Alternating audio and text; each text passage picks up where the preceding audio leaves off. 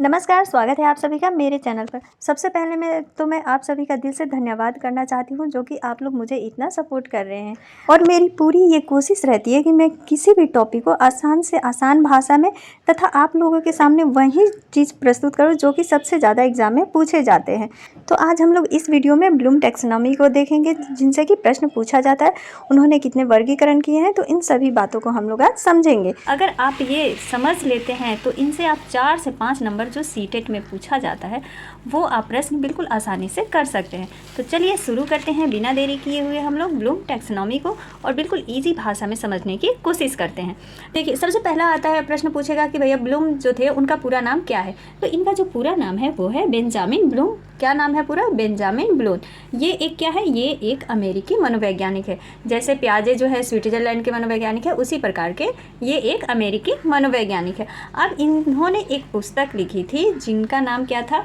Taxonomy of educational objective. ये इनके पुस्तक है जो कि प्रकाशित कब हुई थी? तो 1956 ईस्वी में, जिसमें इन्होंने वर्गीकरण को दर्शाया है। जो इन्होंने 3 वर्गीकरण किए हैं उनको दर्शाया है।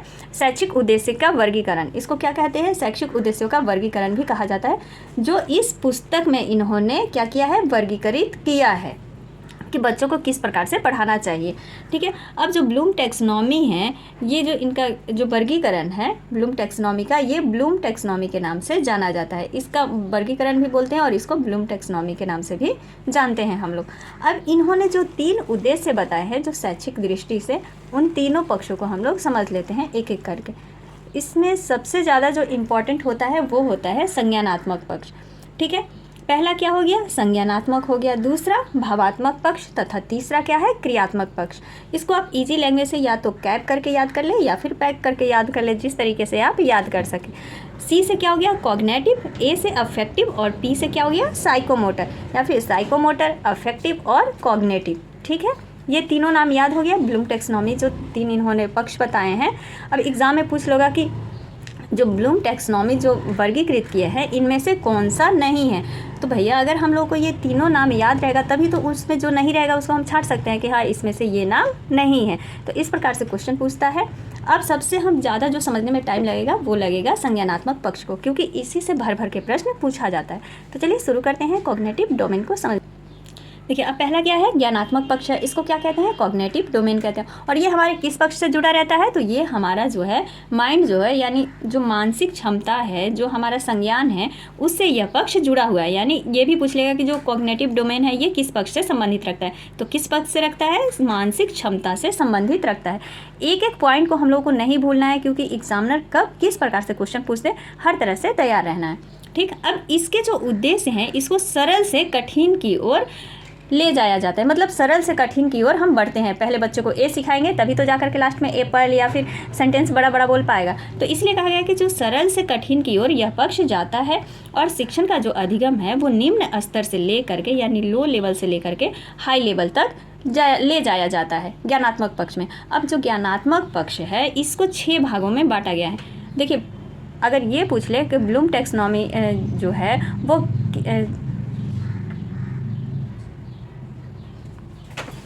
हो गया। अब देखिए, क्वेश्चन ये भी पूछ सकता है कि जो ज्ञानात्मक पक्ष है, जो ब्लूम ने ज्ञानात्मक पक्ष बताए हैं, उसको कितने भागों में बांटा गया है? तो उसको कितने भागों में बांटा गया है? 6 भागों में बांटा गया है। और भावात्मक पक्ष को 5 भागों में, और फिर साइकोमोटर को भी 6 भागों में बांटा गया है। उनको हम बाद में देखेंगे, क्योंकि उनसे इतना प्रश्न नहीं पूछता है।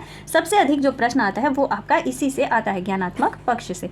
ठीक है। तो अब इसको कितने भागों में बांटा गया है? 6 भागों में बांटा गया है। अब वो 6 भाग हम समझ लेते हैं।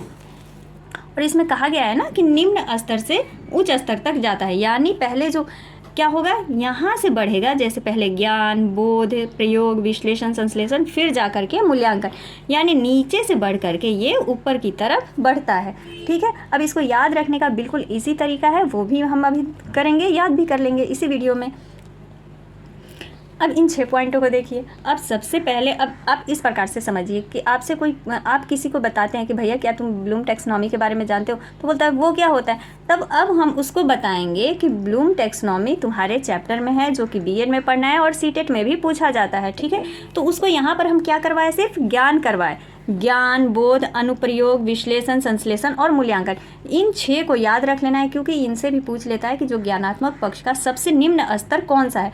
तो जब हमें याद रहेगा तभी तो हम बता पाएंगे कि जो सबसे निम्न स्तर है वो कौन सा है, ज्ञान है। यानी सबसे पहले हम उसमें क्या दिए, उसको सिर्फ इतना बताए कि एक ब्लूम नाम का जो ब्लूम टैक्सोनॉमी है वो तुम्हारे चैप्टर में है। ठीक, इतना हो गया।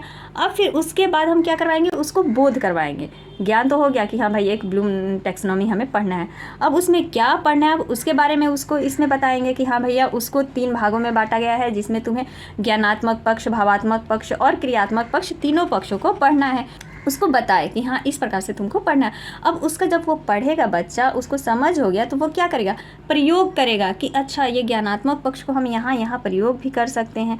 अब प्रयोग करने के बाद वो क्या करेगा, विश्लेषण करेगा और उसका एनालिसिस करेगा। मतलब अलग अलग टुकड़ों में वो बांट करके देखेगा कि ये कहाँ कहाँ पर पूछा जाता है। तो वो देखेगा कि चलो क्वेश्चन अगर मान लीजिए कभी उसको सीटेट में मिल जाता है, कभी उसको बीएड में भी क्वेश्चन मिल जाता है, कभी अलग टेट में भी मिल जाता है, तो वो देखेगा कि अरे ये सीडीपी में भी पूछा जा रहा है, ईवीएस में भी पूछा जा रहा है। मतलब अलग अलग कर करके यहाँ पर देखेगा। तो अंतर अगर ऐसे भी पूछ लेगा कि अंतर किस में बताया गया है, तो विश्लेषण में बताया गया है। यहाँ पर वो क्या करेगा, अलग अलग तरीके से समझने की कोशिश करेगा। उसके बाद जब सारा वो कर लेगा विश्लेषण अपना, तब वह एक नतीजे पर पहुँचेगा, कहाँ, संश्लेषण की तरफ।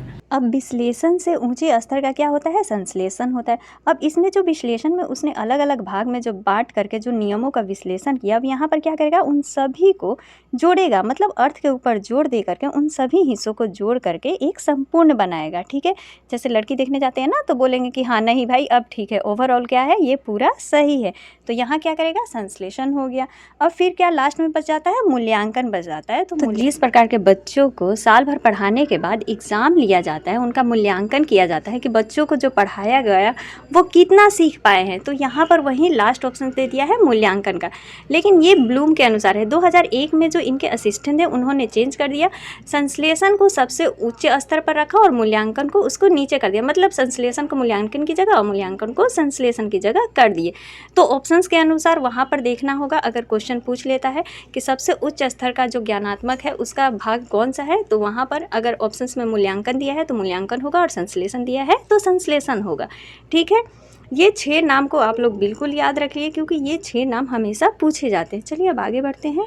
ब्लूम का दूसरा पक्ष क्या है, भावात्मक पक्ष। भावात्मक, ये तो नाम से ही पता चल रहा है कि जो हृदय से जुड़ा हुआ, यानी इसमें वे तरीके शामिल होते हैं जिनमें हम भावात्मक रूप से सामना करते हैं। जैसे किसी की तारीफ़ करते हैं भाव रूप से, उत्साह करते हैं। अब आप लोग कोई ना कोई तो भाव जुड़ा हुआ है कि हम पढ़ रहे हैं तो हमें क्या करना है, जॉब लेना है, भावात्मक पक्ष से ही जुड़ा हुआ है, नहीं तो हम पढ़ाई क्यों करेंगे। कोई अगर बोलता है कि भैया पढ़ लो, सीटेट निकाल लो, उसी के बाद ही तो तुम कहीं पर अप्लाई कर पाओगे, तो किसी की बातों से आप प्रेरित भी होते हैं। तो ये सभी चीज़ें जो होती हैं ये हमारे भाव से जुड़ी हुई होती है। अब भावात्मक पक्ष के बस 5 पॉइंट को याद रखना है आप लोगों को, क्योंकि अगर बाई चांस पूछ ले तो इन 5 को याद रखिए। देखिए, भावात्मक पक्ष को 5 भागों में बांटा गया है। आग्रहण यानी ध्यान देना, अनुक्रिया, आकलन, संगठन और मूल्यों का विशेषीकरण। इन 5 को आपको याद रखना है। इनसे बस इतना ही पूछा जाता है, इससे आगे ज़्यादा नहीं आता है। आप लोग प्रीवियस ईयर भी देखेंगे तो। और क्रियात्मक पक्ष में बस अगर पूछ ले कि किस पक्ष से जुड़ा रहता है, तो ये हमारे शरीर से जुड़ा हुआ है। साइकोमोटर पता चल रहा है, ये हमारे शरीर से यानी हाथ की क्रियाओं से जुड़ा हुआ रहता है। तो ये हो गया भावात्मक, क्रियात्मक पक्ष, तीनों पक्ष हो गया बिल्कुल ईजी लैंग्वेज में। आई होप आप लोगों को समझ में आ गया होगा। तो मिलते हैं किसी अगले वीडियो में, तब तक के लिए धन्यवाद, थैंक यू।